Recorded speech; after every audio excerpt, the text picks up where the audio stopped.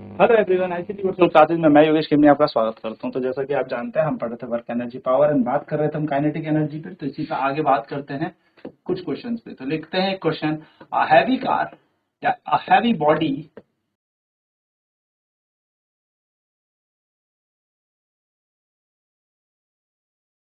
And a light body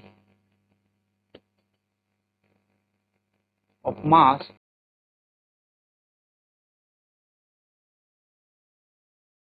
are moving with who have same momentum,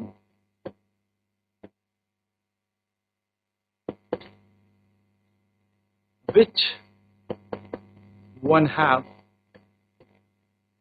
the same kinetic energy।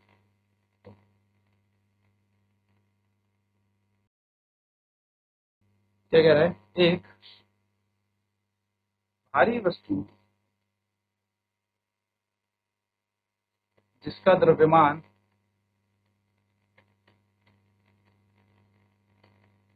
m है और एक हल्की वस्तु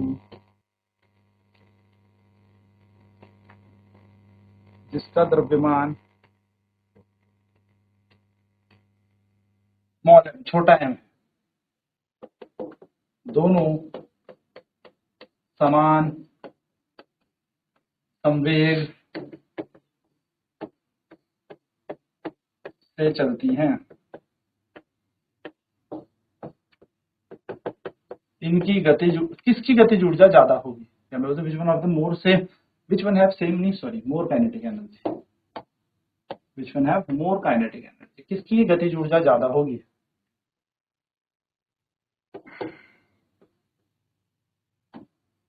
किसकी गतिज ऊर्जा ज्यादा होगी? तो आपसे पूछा कि गतिज ऊर्जा किसकी ज्यादा है यदि संवेग दोनों वस्तुओं का बराबर है, एक हल्की वस्तु है एक भारी वस्तु है। चलिए सोचेंगे से फटाफट नोट करेंगे।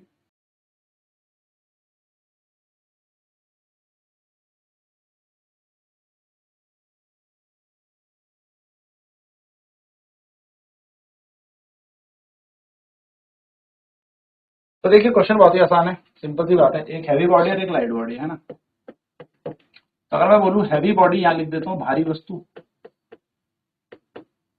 एक तरफ हैवी बॉडी लिख देते हैं और एक तरफ लिख देते हैं लाइट बॉडी, यानी एक तरफ लिख देते हैं भारी वस्तु और एक तरफ लिख देते हैं हल्की वस्तु। अब जो जो चीजें हमें जैसे जैसे दी है वैसे वैसे लिख देते हैं। भारी वस्तु का द्रव्यमान मास कितना है, द्रव्यमान कितना है, कैपिटल एम। इसका मास कितना है, हैवी लाइट बॉडी का मास कितना है, इसका द्रव्यमान कितना है, तो इसका छोटा एम माना है ना, स्मॉल एम इसका माना है। फिर अगर हम बात करें यहाँ पर कि हमें यहाँ पर मोमेंटम क्या दिया है, हमें यहाँ पर मोमेंटम क्या दिया है। तो जैसा कि क्वेश्चन था हमारे पास एक हैवी बॉडी और एक लाइट बॉडी, तो हैवी बॉडी को हम लिख लेते हैं यहाँ पर, एक तरफ हमने हैवी बॉडी लिख दी, हैवी बॉडी, ठीक है। हैवी बॉडी यानी कि भारी वस्तु हमने यहाँ पर लिख दी, भारी वस्तु। तो भारी वस्तु का मास कितना माना है, मास दिया है यानी कि द्रव्यमान हमें दिया है m। तो भारी वस्तु का हमने द्रव्यमान m दे दिया, बड़ा m। अब यहाँ पे लिखते हैं लाइट बॉडी, दूसरी हमें दे रखी है लाइट बॉडी। क्या दे रखी है? लाइट बॉडी, यानी कि हल्की वस्तु। तो हल्की वस्तु का द्रव्यमान हमें क्या दिया, मास, छोटा m दिया है, ठीक है। ये क्वेश्चन में हमें दिया हुआ था। नेक्स्ट क्या कह रहा है कि दोनों के दोनों मोमेंटम सेम है, इन दोनों का मोमेंटम सेम है, यानी कि दोनों के दोनों समान संवेग से चल रहे हैं। तो इसका संवेग p हो गया। अब इसका मोमेंटम भी कितना है, p ही होगा, तो मोमेंटम सेम होगा।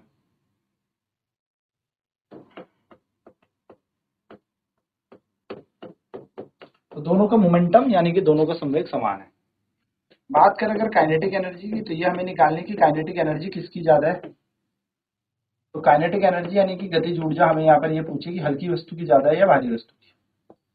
तो हमने इसकी गतिज ऊर्जा को K1 मान लिया, जिससे हमें याद रहे कि K1 हैवी बॉडी के लिए, भारी वस्तु के लिए। और इस बॉडी के लिए हम काइनेटिक एनर्जी कितनी ले लेते हैं,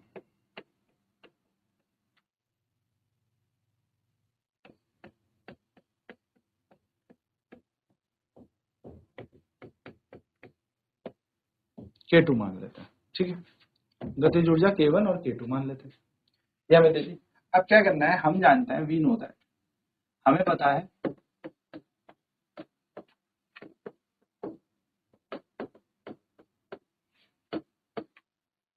हम जानते हैं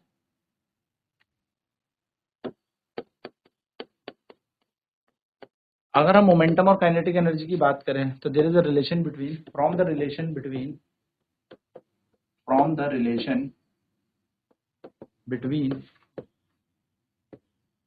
momentum and kinetic energy, momentum and kinetic energy यानी कि गतिज ऊर्जा और संवेग में संबंध अनुसार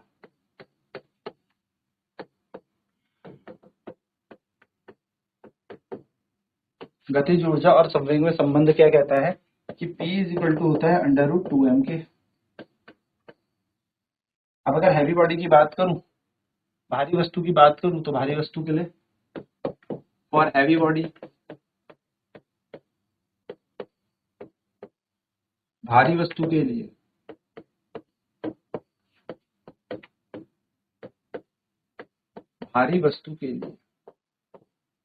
हमें पता है P बराबर हो जाएगा √2m के, बस मास कितना आ जाएगा, बड़ा m आ जाएगा, तो 2m K1 हो जाएगा।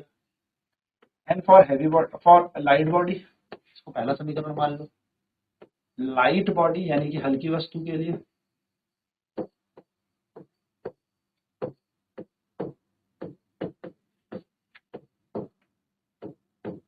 हल्की वस्तु के लिए देखें तो P बराबर √2 छोटा m और K2 बन जाएगा, जो कि इक्वेशन 2 बन जाएगी। पहले और दूसरे को आपस में भाग दे देते हैं, डिवाइड 1/2। तो P √2 बड़ा M K1, फिर ऐसा आएगा अपॉन लेफ्ट वाला लेफ्ट में, राइट वाला right, P √2m K2, P से P कट गया, 1 आया, ये बन जाएगा √2m K1 upon 2m K2, उसे 2 भी कट गया। अब स्क्वायरिंग अगर बोथ साइड इसको किया जाए तो ये बन जाएगा, जैसे यहाँ पे दे रखा है 1 बराबर √m K1 upon m K2। अब इनसे मत काट देना, छोटा m बड़ा m है, ठीक है। तो स्क्वायरिंग बोथ साइड करेंगे, स्क्वायरिंग बोथ साइड यानी कि हमने क्या किया, दोनों तरफ वर्ग लिया, तो 1 का square is equal to m K1 upon m K2। 1 का स्क्वायर 1, यहाँ पे आया m K upon m K1 K2। हमें रेशियो निकालना है K1 K2 का, तो गणित के अनुसार हमने इसको यहीं छोड़ दिया K1 K2 को। तो जैसे हमने K1 K2 यहाँ छोड़ा, K1 बटा K2 ये आ जाएगा हमारे पास। ये छोटा m जो है, ये जो डिनोमिनेटर का m था, ये ऊपर चला जाएगा और बड़ा m नीचे आ जाएगा, यानी कि small m upon capital M। ये हमारा रेशियो बन गया। अब यहाँ से साफ पता लग गया कि ये मास बड़ा है as m is smaller than m, तो हम कहेंगे K2, या मैं बोलूँ K1 will be smaller than K2, क्योंकि m बड़ा है। अब अगर इस अनुपात को देखा जाए तो ये अगर अनुपात देखोगे तो ये 1 से छोटा आएगा, और 1 से छोटा आएगा यानी कि पॉइंट में आएगा, तो K2 जब भी मल्टीप्लाई होगा, जो भी मान K2 का होगा वो कम ही आएगा, मतलब ज्यादा ही आएगा, K1 का मान कम ही आएगा।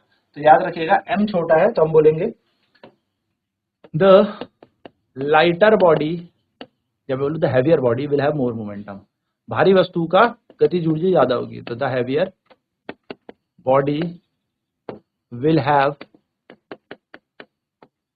मोर काइनेटिक एनर्जी।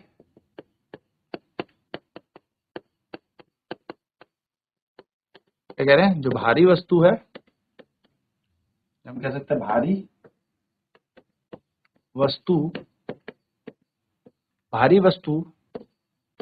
की गतिज ऊर्जा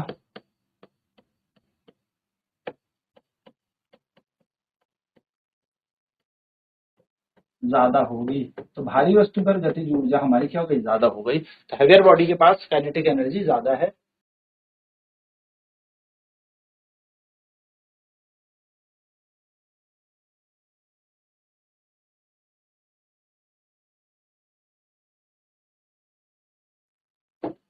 जैसे अगला क्वेश्चन, इसी क्वेश्चन को लेते हैं, जैसे एग्जांपल ले लेते हैं, ठीक है। जैसे हैवी बॉडी, अभी हमने मास m1 m2 माना था ना, हैवी बॉडी भारी वस्तु मान लेते हैं। इसका भारी वस्तु जो है इसका मास है 1000 किलो, ठीक है। चलो 10,000 किलो का मास होगा, तो इसका मास हमने ले लिया 10,000 केजी। मोमेंटम हमने कहा दोनों के सेम है, संवेग दोनों वस्तुओं का सेम चल रहा है, ठीक है। संवेग है p। फिर ले लेते हैं लाइट बॉडी।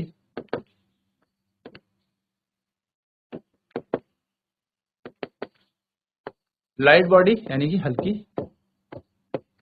वस्तु, इसका मास ले लेते हैं, मान लो 10 केजी या 100 किलो ले लो, चलो 100 किलो इसका मास। अब पता लग रहा है हल्की है भारी है ना। मोमेंटम इन दोनों का सेम है, तो मोमेंटम सेम ले लेते हैं, यानी कि संवेग दोनों का समान है, तो संवेग हमारा बन गया p, संवेग बन गया। काइनेटिक एनर्जी कितनी है इसकी, इसकी काइनेटिक एनर्जी है k 1 मान लेते हैं। इसकी काइनेटिक एनर्जी कितनी है, k2 मान लेते हैं। यानी कि पहले वाले की गतिज ऊर्जा k1 मान ली, भारी वस्तु की गतिज ऊर्जा k1 और हल्की वस्तु की गतिज ऊर्जा k2 मान ली। हमें एक फॉर्मूला पता है मोमेंटम का, क्या होता है, जो मोमेंटम होता है हम कहें from the relation between momentum and kinetic energy, यानी कि गतिज ऊर्जा और संवेग के बीच संबंध द्वारा। तो गतिज ऊर्जा और संवेग के बीच संबंध, क्या संबंध है इनके बीच, P बराबर होता है √2m के। तो पहली बॉडी है P बराबर √2 इंटू इसका भारी वस्तु का 10,000 और k की जगह आ जाएगा k1। पहला समीकरण मान लो। फिर फॉर लाइट बॉडी, ये हैवी बॉडी के लिए हो गया, ठीक है। हैवी बॉडी यानी कि भारी वस्तु के लिए हो गया, भारी वस्तु के लिए भारी तो पे मान ले लो। फॉर लाइट बॉडी यानी कि हल्की वस्तु के लिए, तो अगर हल्की वस्तु देखोगे तो P बराबर क्या हो जाएगा, √2 इंटू 100 आ जाएगा ना। यहाँ पे मास कितना था, 100 था, द्रव्यमान 100 था, हल्की वस्तु का 100 आ गया, और इसे मान लिया सेकंड इक्वेशन। अब दोनों को ना भाग दे देते हैं, डिवाइड कर देते हैं, तो 1 डिवाइडेड बाय सेकंड। तो P इज इक्वल टू यहाँ पे है 2 इंटू 1 2 3 4 इंटू k1 और डिवाइड कर दो P, बराबर आएगा √2 इंटू 100 इंटू k2। P से P कट गया, मैथ्स कहते हैं हम इसको ऐसे लिख सकते हैं, 1 is equal to √2 into 1 2 3 4 into k1 upon 2 into k2। 2 से 2 गया, 1 2 कट जाएगा। 1 is equal to √100 k1 upon k2। Squaring both side, दोनों तरफ स्क्वायरिंग कर देंगे, तो स्क्वायरिंग बोथ साइड करेंगे तो 1 का स्क्वायर इज इक्वल टू आ जाएगा 100 k1 अपॉन k2, यानी कि 1 बराबर 100 k1 बटा k2, 1 बराबर 100 k1 बटा k2। इसका मान निकालना है k1 बटा k2 का, तो ये 100 नीचे चला जाएगा। अब यानी कि अगर मैं यहां से देखूं तो k1 बराबर कितना आ जाएगा, k2 बटा 100, और अगर मैं k2 को देखूं तो k2 आ जाएगा 100 गुना k1। अब अगर k1 का मान 1 भी है तो k2 से 100 गुना ज्यादा है, हम कहेंगे k2 is greater than k1, यानी कि the kinetic energy of heavier body will be more than lighter, यानी कि भारी वस्तु की गतिज ऊर्जा ज्यादा है और हल्की की कम है। तो इस तरीके के क्वेश्चन आपके पास आएंगे, आप इजीली इसको सॉल्व कर सकते हैं। अब नेक्स्ट क्लास में बात करेंगे और प्रश्न की, फिर ग्रेविटेशनल पोटेंशियल एनर्जी, गुरुत्वाकर्षण स्थैतिक ऊर्जा पर बात करेंगे। तो आज की क्लास में इतना ही। ICT वर्चुअल क्लासेस में जुड़ने के लिए धन्यवाद। आपका दिन शुभ हो।